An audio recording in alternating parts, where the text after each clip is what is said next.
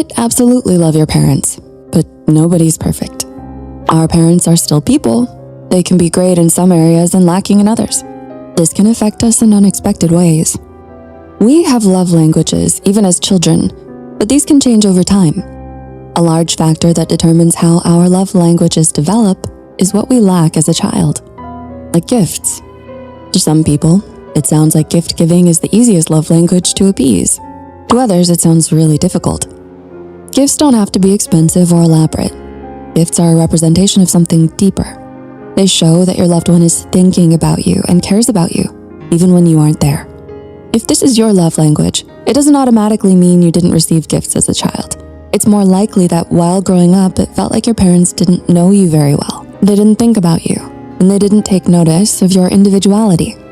Now, when someone takes the time to get you not just any chocolate, but your favorite chocolate, or not just random clothes, but clothes that suit your individuality, it can feel really good. It feels like this person not only knows you, but also loves you.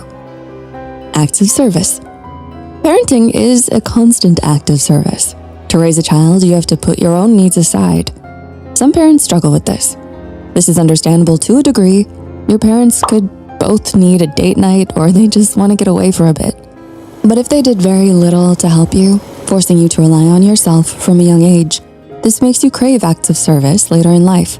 If you were old enough to have to help out your younger siblings or had to take care of a sickly parent, it would feel really good to be with someone who wants to look after you and make you coffee in the morning.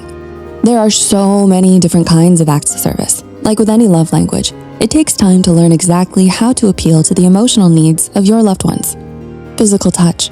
If you crave physical touch as an adult, it's quite easy to predict what you lacked in childhood. The other love languages could be affected by more nuanced influences from your childhood, but seeking physical touch in adulthood can indicate that you were missing physical affection as a child. If you weren't physically comforted or shown physical affection as a child, you probably want to catch up on all those hugs you missed out on. There are a lot of reasons why a parent might not show a lot of physical affection. They might not have realized that's what you needed. Maybe your parents just weren't around much. Whatever the reason, we hope you're getting or will get all the physical affection you could ever want. Quality time. When we were discussing gift giving, we spoke about how important it is for your parents to truly know you. Gift giving is a way to prove that you know someone, but quality time is a good way to get to know someone. Quality time does a lot more than that though. It can help children build resilience and affirm their worth. If your parents never made you feel like they wanted to spend time with you, get involved, or hear whatever you have to say, you probably look for quality time in your relationships. If your love language is quality time, someone wanting to spend time with you feels amazing. Words of affirmation. When we are young, the only people we can turn to for reassurance are our parents. When the world tells us we're not good enough, our parents are usually the ones to offer their unconditional love and tell us we are going to be okay. Not everyone has that.